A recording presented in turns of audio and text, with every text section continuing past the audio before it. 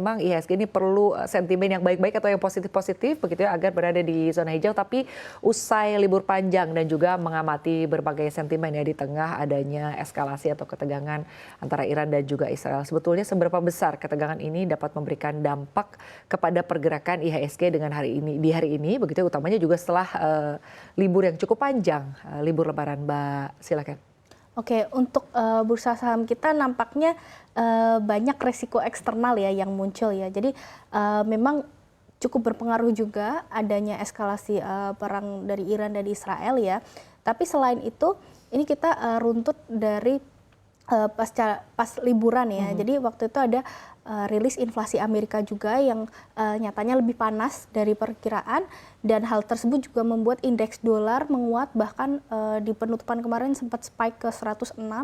Hal itu juga membuat perkiraan untuk The Fed menurunkan suku bunga jadi sudah menyusut kembali, bahkan di bulan Juni itu sudah merosot ke sekitar 21%. Jadi saya kira The Fed menurunkan suku bunga itu bisa akan lebih lama dari perkiraan begitu ya, dan ini sudah mulai tercermin, bahkan rupiah kita di pasar NDF atau di pasar luar negeri itu bahkan sempat mencapai 16.100. Jadi di pembukaan pasar hari ini kita juga cukup memonitor rupiah kita bagaimana ya, karena jika rupiah kita melemah maka masih ada potensi outflow yang terjadi, yang mana ini juga akan berpengaruh ke bursa kita begitu. Tapi kalau kita mengamati eskalasi di Iran dan juga Israel yang semakin manas, bahkan ada beberapa negara yang dikhawatirkan akan terlibat gitu ya, dan bahkan beberapa waktu lalu dikhawatirkan akan memicu perang dunia ketiga. Nah, ini akan seberapa besar akan membuat tekanan bagi pergerakan IHSG? Karena kalau kita flashback gitu ya, sebelum libur Lebaran ini kan tekanannya bahkan sudah sempat menyentuh level 7.100. Apakah bisa potensi hingga di bawah 7.000, Tasya? Oke, kalau kita berbicara soal eskalasi perang sendiri, ini kita masih memonitor ya bagaimana, karena ini baru dimulai sejak Sabtu kemarin ya, dan kita masih memonitor juga bagaimana ini dampaknya biasanya ke komoditas secara langsung ya.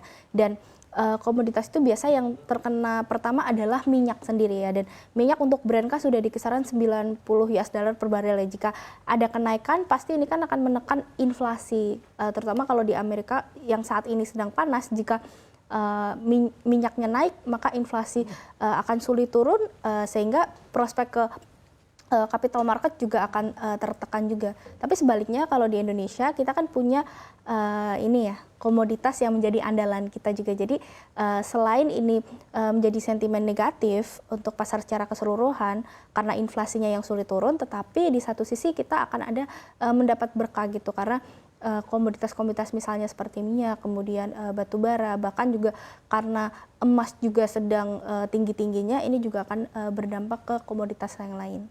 Baik, lalu mengamati pergerakan indeks begitu ya di bursa regional, kita lihat yang kompak berada di zona merah, tentunya ini juga menciptakan kekhawatiran bagi para pelaku pasar begitu. Tapi kita lihat juga ada yang cukup terdampak ya, ini harga emas juga meroket begitu ya, dan harganya cukup naik. Anda sendiri melihatnya untuk harga emas sendiri akan seperti apa pergerakannya di perdagangan hari ini, atau mungkin utamanya di sepanjang pekan ini terkait dengan konflik yang terjadi antara Iran dan juga Israel? Apakah masih akan terus melanjutkan penguatannya atau seperti apa? Kalau saya lihat peluang emas untuk meningkat itu masih ada ya, dan memang sudah beberapa kali mencetak rekor all time high. Dan kalau kita melihat sentimen apa yang mempengaruhi, biasanya emas itu naik ketika ketidakpastian meningkat. Dan saat ini bisa kita lihat juga banyak ketidakpastian seperti perang, kemudian juga The Fed yang kemungkinan belum akan menurunkan suku bunga, sehingga emas ini diproyeksikan masih bisa meningkat. Dan sebenarnya ada anomali juga ya, di mana indeks dolarnya menguat. Biasanya kan ketika dolar menguat, biasanya emas itu akan turun kan.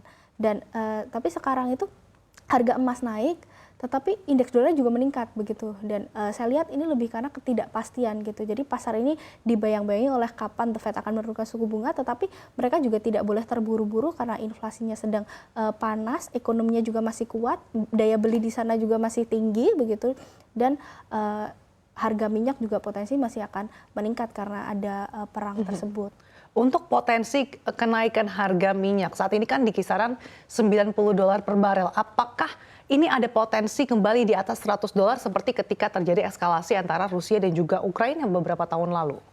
Sebenarnya kalau saya lihat untuk perang kali ini ya, saya belum melihat adanya tendensi yang maksudnya sentimen negatifnya setinggi waktu perang Rusia Ukraina ya. Waktu itu saya lihat memang harga minyak sempat naik ke 120 kalau Meskipun tidak Iran salah. salah satu produsen minyak terbesar gitu. Betul. Dan saya lihat ini kan kenaikannya juga baru beberapa hari ini kan 90 US dollar tapi turun kembali begitu ya. Jadi mungkin level yang bisa menjadikan kita concern adalah 100 ya, 100 US dollar per barel ini kita patut perhatikan. Jika ini terlewati ya ini tentu harus ada intervensi lah, karena kan kita di masa suku bunga tinggi begitu ya, dan ini tentu akan menghantam berbagai sektor jika harga minyak juga di level yang tinggi.